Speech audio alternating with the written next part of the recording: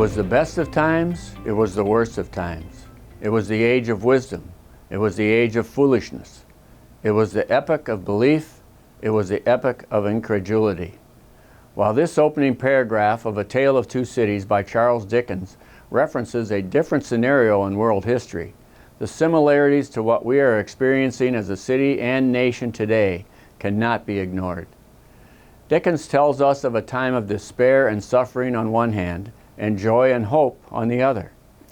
As I share this spring 2020 State of the City message, we are gripped by uncertainty of what lies ahead and an understandable yearning for a return to normalcy as we respond to the coronavirus COVID-19 pandemic.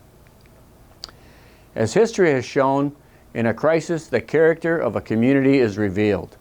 My City Council colleagues and I are working with city staff and dozens of community partner organizations and agencies to provide individuals and families, as well as businesses and organizations, the support and resources they need to respond to and recover from the physical, mental, and financial impacts of the COVID-19 pandemic.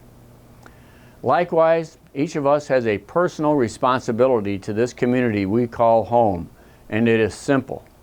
Follow the educated direction of our healthcare professionals and medical experts. Stay safe, stay home. If you must go out for essential supplies, healthcare, or to work, follow the social distancing guidelines to stay 6 feet apart. Plan ahead to minimize shopping trips. Do not invite friends into enclosed areas to socialize. Wash your hands often and refrain from touching your face. If you cannot social distance when out in public, please wear a mask. These efforts will help to flatten the curve and limit the spread of coronavirus. We recognize the damage this pandemic is forcing upon our local, regional, and national economies. While the long-term impact is unknown, the short-term impact is already devastating to our small business owners, families, nonprofit organizations, and more. One of the greatest sources of encouragement and optimism is that our citizens are rallying to support those businesses where possible.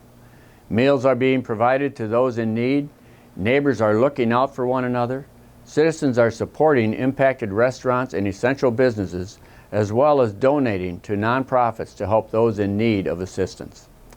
This response represents the unity in our community, and for the foreseeable future, we must continue to look for ways to work together because all indications are this will be a long-term economic recovery effort. As opportunities become available and conditions permit, I encourage all who are able to support these efforts through volunteering your time or expertise, or donating supplies or financial support. I want to conclude by conveying the collective gratitude of our community to all our healthcare professionals and to all essential businesses and organizations providing the critical services and goods we all need to survive. I likewise want to thank our first responders, our emergency dispatch, fire and police departments, and our public health staff. I also want to acknowledge the unsung heroes managing our water and wastewater system, trash and recycling, and public transit for providing those critical services, private citizens sewing masks for use by our healthcare providers, as well as city staff and Dubuque's nonprofit community and partner agencies who continue to serve our most vulnerable residents.